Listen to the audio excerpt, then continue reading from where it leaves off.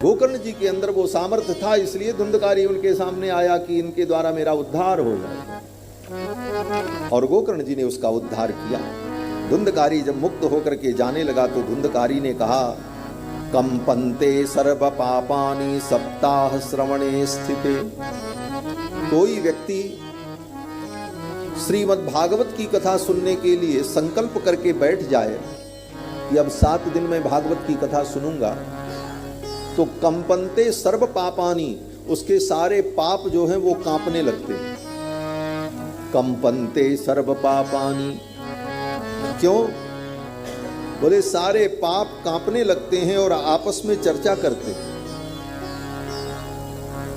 वो पाप एक दूसरे से आपस में चर्चा करते हुए कहते हैं, अस्माकं प्रलयं सद्यः कथा चेयं करिष्यति। ये कथा तो हमारा नाश करने के लिए आई है, ये कथा तो हमारा नाश कर देगी, अब हम कहाँ जाएं। और जब व्यक्ति कथा मंडप में बैठ जाता है तो उसके जितने पाप हैं वो उसके सिर से उतर करके दूर जा करके चिल्लाते हैं, रोते हैं कि ये तो कथा मंडप में चला गया, अब हम कहाँ जाएं। कंपन्ते सर्व पापानि सप्ताह श्रवणे स्थिते अस्माकं प्रलयं सद्यः कथा चेयं करिष्यति। अब ये कथा तो हमारा नाश कर देगी।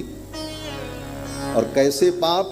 बोले आर्द्रम शुष्कम तथा स्थूलम। आर्द्र पाप, आर्द्र पाप माने जो ताजा ताजा पाप, जो 2-4-10 घंटे पहले व्यक्ति किया हो, ताजा ताजा पाप, उसका नाम आर्द्र पाप है। आर्द्रम शुष्कम, जो पाप उसने पहले किया है। लघु स्थूलम, छोटा पाप, बड़ा पाप।